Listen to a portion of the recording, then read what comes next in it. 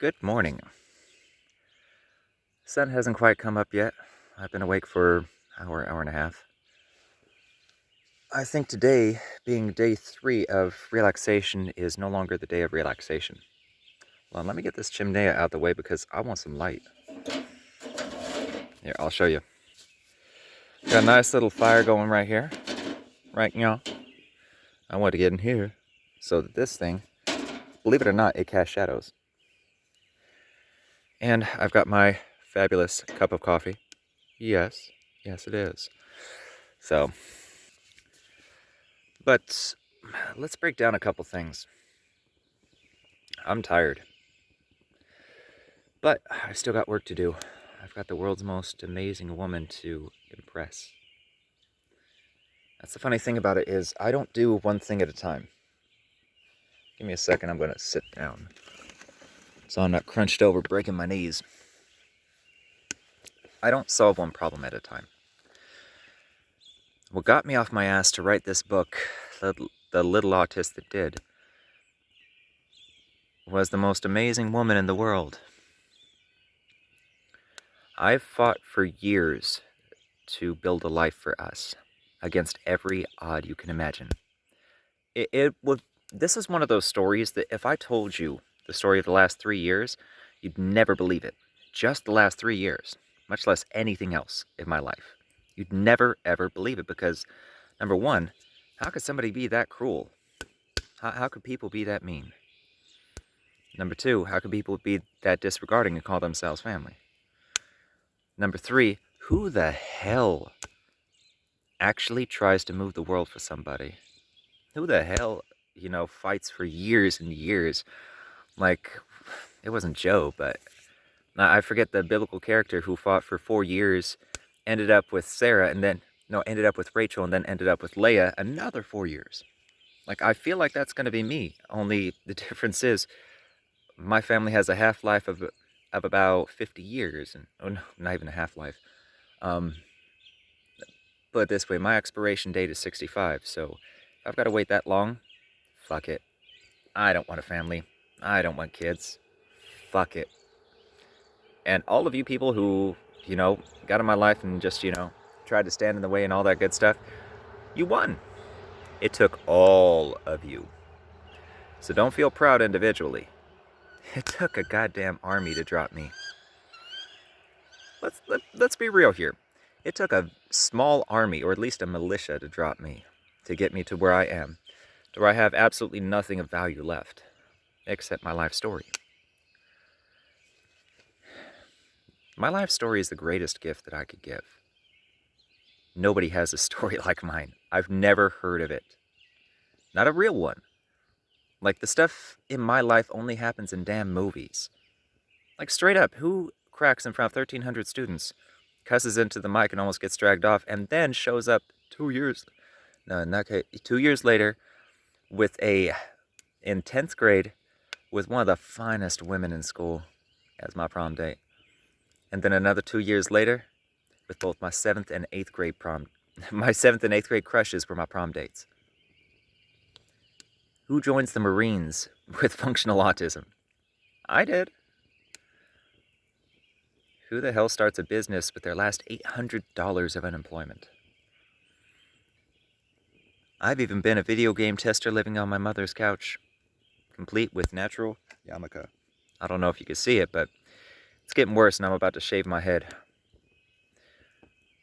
The funny part of that is a lot of the hair loss is stress. Like, is there some hereditary to it? Yeah. But a lot of it's stress. A person my age doesn't get white in their hair or gray in their hair without a good reason. And I've got plenty of reason. I've got 16 years worth of reasons. And I know a lot of you probably heard that and said, "Oh, whatever, crybaby." You try enduring my life. Hell, try taking me down. I dare you. In fact, I could use a decent challenge, so bring a few friends. Dead serious. If you're coming after me, bring friends. Bring friends and be ready. Because if I see a bunch of you guys coming at me, I ain't playing nice. What you talk about? And this fair warning ahead of time is to protect you, not me. See, I still got attitude to me. But the difference is, what separates cockiness and arrogance from confidence is a cocky and arrogant person is overstretching and overreaching. A confident person knows exactly what they can and cannot do. I know what I can't do.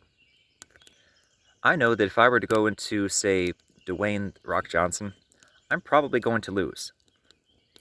But on the way down, I'm going to do a lot of damage. I would steal his career from him for taking me on. Like, he'd never be able to do action movies again, at least not without a limp.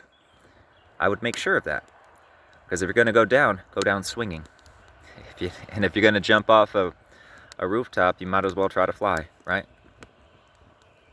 See, all these little wisdoms that have been passed down through the years by all these different wonderful people that some we call gurus, some we just admire after they're dead, definitely not when they're alive.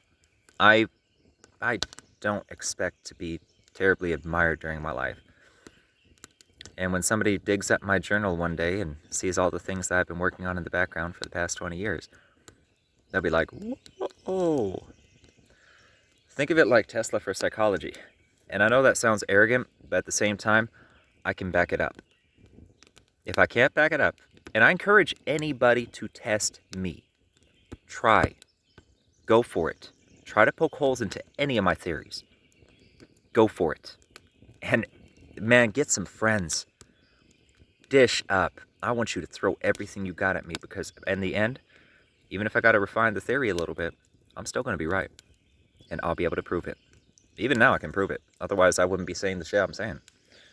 If you can't back it up, then why the hell would you even say something? Whew. Forgot to take that thing off. The fire's going now. Look. Ta-da! In fact, let's get you a little bit more. And you a little bit more. You know, it's funny. People are afraid of, like, fire and all that good stuff. It's not really a thing to me. That's the funny catch about people in martial arts and all that good stuff. Like, nobody sees. Look at this. I'm fine. I mean, it hurts like hell. But I'm fine. Ta-da! Just a little flame. Now, the very tip of a flame, that's the shit that'll burn you.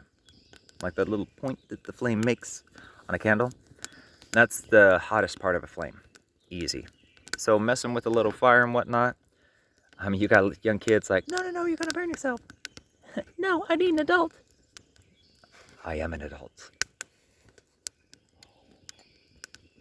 I love Team 4-Star. Their jokes in Dragon Ball Abridged and Hellsing Ultimate Abridged are absolutely hilarious. Like, they are very, very, very well scripted. And the running jokes are awesome. Like the Dodge joke. Holy crap. That was awesome. Like, just thinking of it out of nowhere and running with it and just infusing that joke into a perfect situation. It's awesome. And right now I'm just kind of talking. That's the thing. I don't get to talk that much anymore. Like, talk. Everything is business. But then again, I've got a mission to accomplish. I just checked my weight and I'm definitely down. I haven't been taking care of myself for a while. Wow, is it starting to get cold? Or is this just a contrast? Oh, check this out. True story. So for the past 20 years, I'm getting close to this thing because I don't want to get smoked out, but I also want to stay warm because it's... Why wasn't it this cold a few minutes ago? So anyway, I love having the heater on and the window down when I'm driving. Especially in the morning when it's dark, all that. I was wondering, why do I love this so much? Like, why does that bring me peace and comfort and relaxation? Well, one day it hit me. That's the same type of environment. That's the same type of thing we did when we were camping. Because not all my childhood memories are bad. Not by a long shot. In fact, until teenage years, I had a pretty damn good childhood. I was spoiled, wasn't taught a damn thing, I could get away with anything. But as far as parents providing and trying to do well by their child, my parents tried. I can admit that. They came from screwed up households and families, and it definitely showed. Oh, you're a little warm, aren't you? Yeah, you just went all the way through, didn't you? Wow, what am I doing to my legs? All right, so fun fact, part of not taking care of yourself. Oh, anyway, camping. That's why I love window down with heater on while I'm driving. Camping. Same thing. It's cold on your back and heat in front of you. Like this fire. MS has been kicking my ass lately. Not only am I fighting off depression after losing the most important person in my life for nothing more than just recklessness, like just wearing me down for years on end. Nothing more than that. So I'm battling depression, and then MS, it's trying to take my left eye. It's already taken some of my right eye. Now it's trying to take my ability to walk. Kinda. At least I think that's what's happening. Otherwise, I hit things and I didn't realize I hit them.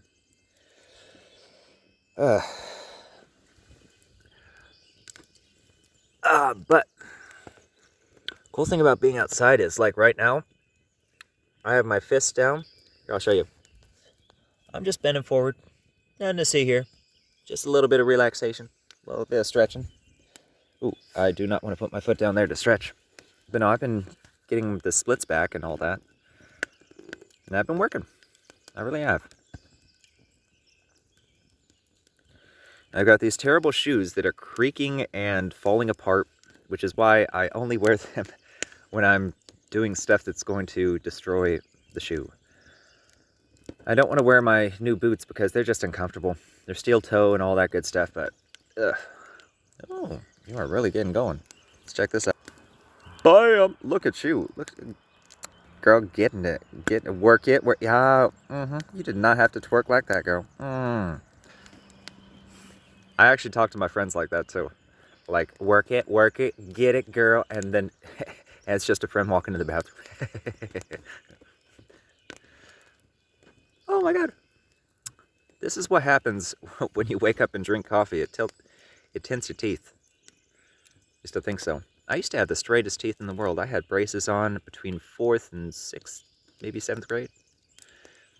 And yeah, I had the straightest teeth in the world. It's just I skipped my retainer for about 2 weeks.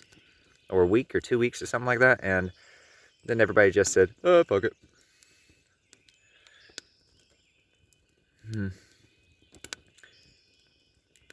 One thing I can say with confidence is, you throw me in the jungle, I'm coming out wearing skins. I'm looking back at my life, looking at this story of mine, and all the crazy things that I've been involved with and overcome. I have a hard time believing it myself. Like the past 15 years, 16 years, they felt like a lifetime. And I have the wear of a lifetime. Like, I seriously, I've lived. I don't care what anybody says. I've really freaking lived. And I've fought uphill battles all my not even just adult life. But I'm kind of done fighting too. Like, I'm throwing the last of what I got out. I've got so little energy anymore. I've been fighting nonstop for years. Just when I think I'm getting a break, nope. Now I've got to try and...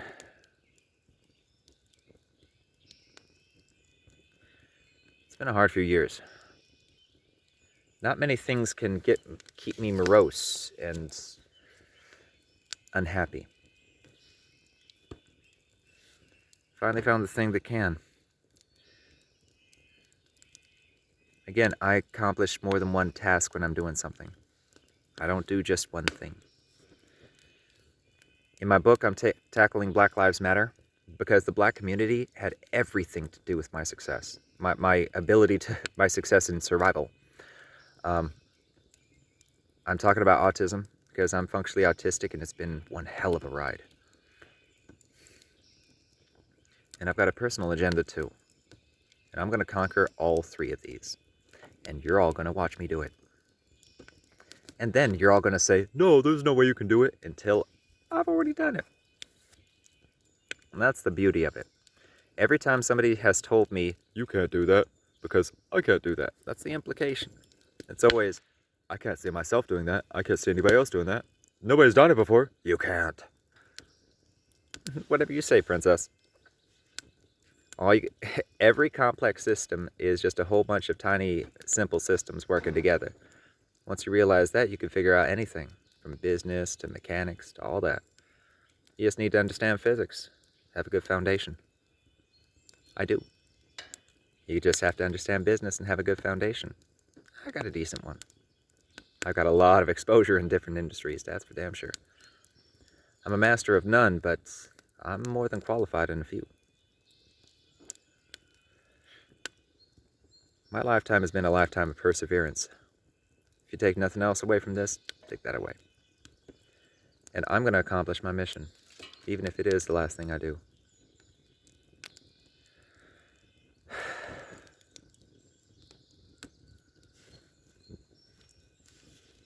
Hear all those birds in the background? I don't know if you can. This is a farm and a forest-ish. The jungle or the wildlife sings to you. Or those damn ducks that I'm going to build a house for, you ungrateful bastards, will yell at you. If you're standing by the lake and they're standing by the lake, they're not even swimming, they're just... Okay, and then you're looking away, look over that way, you look over towards where they are, just, scanning the landscape and all of that. Dude, really? That's literally the conversation me and old boy had. Now, I know it's the boy. It's not the woman. It's a smaller adult. Yeah, I mean, like, really? You're going to get an attitude with me on the farm? Like, no. Evil. So, one of these days, we're going to have some Korean duck. That might be a true story, but Deb's put a moratorium on me hunting anything, even when those little bastard deer decide to rip out one of my trees from the grove. And I swear, if I have to get that concentrated stuff and just make this whole place smell like deer repellent, you better believe that's going to happen this year. So I'll get these things tall enough that they can support themselves. But the deer out here are bastards. I can admit that, they're bastards. Have a look at this. See all that?